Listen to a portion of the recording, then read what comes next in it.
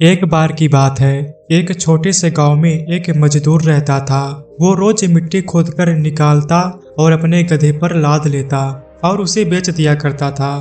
तो एक बार जब वह मजदूर मिट्टी खोद रहा था तो मिट्टी खोदते खोदते उसे उस मिट्टी में से एक कीमती हीरा मिलता है। लेकिन उस मजदूर को नहीं पता था कि वह बहुत ही कीमती हीरा है। तो उसने उस हीरो को अपने गधे के गले में बांध दिया।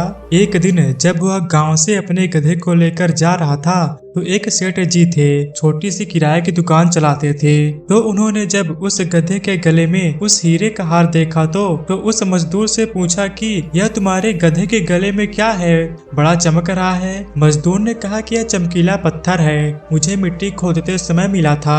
अब सेठ जी को चमकीला पत्थर पसंद आ जाता है और सेठ जी उस मजदूर से उस चमकीले पत्थर को 50 में खरीद लेते हैं और वह उस चमकीले पत्थर को अपने दुकान के तराजू पर लगा देते हैं। अब जो भी सेठ जी की दुकान पर आता उस चमकीले पत्थर को देखकर उसकी बहुत तारीफ करने लगता। तो एक बार एक जोहरी सेठ जी की दुकान पर आता है और जब वह उस कीमती हीरो को सेठ जी के तराजू पर लटकता हुआ दिखता है तो वह जोहरी समझ जाता है कि यह कीमती हीरा है। वह सेठ जी से पूछता है कि यह क्या है और इसे अपने तराजू पर क्यों लटकाया हुआ है। सेठ जी उस जोहरी से कहते हैं कि यह एक चमकीला पत्थर है, मैंने एक मजदूर से 50 रुपए में खरीदा था। वह जोहरी सेठ जी से कहता है कि क्या तुम इस चमकीले पत्थर को मुझे बेचना चाहोगे। सेठ जी उसे जोहरी से कहते हैं कि अगर तुम इसे खरीदना चाहते हो तो मुझे 100 रुपए दे दो और इसे ले जाओ। अब वह जोहरी जो था वह बहुत ही कंजूस था। उसने सेठ जी से कहा कि मैं इस चमकीले पत्थर को तुम्हें 80 रुपए दे सकता हूँ, चाहिए तो बोलो, नहीं तो मैं जा रहा हूँ। सेठ जी अपने 100 रुपए पर अड़े रहे और वह जोहरी यह सोचकर वहां से चला गया कि आज सेठ जी नहीं मान रहे हैं, कल आऊंगा और सेठ जी को 100 रुपए देकर वह हीरा ले चला जाऊंगा। लेकिन हुआ कुछ ऐसा कि उसी दिन शाम के वक्त एक दूसरा जोहरी उसी गाँव के रास्ते से जा रहा था और अचानक उसी गांव में उसकी गाड़ी बंद हो जाती है।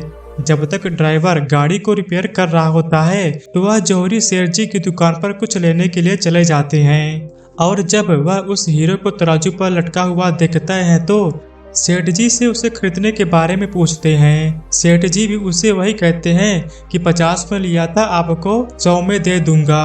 वह जोहरी बहुत होशियार था, उसने एक सेकंड भी वेस्ट नहीं किया और तुरंत सेठ जी को 100 रुपए देकर वह हीरा लेकर वहां से चला गया।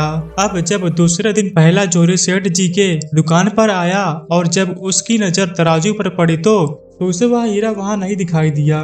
उसने सेठ जी से पूछा कि वह चमकीला पत्थर कहाँ गया।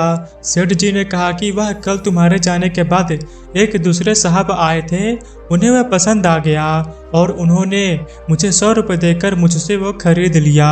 अब यह सुनने के बाद उस जोहरी को बहुत पछतावा हुआ और उसे गुस्सा भी आया।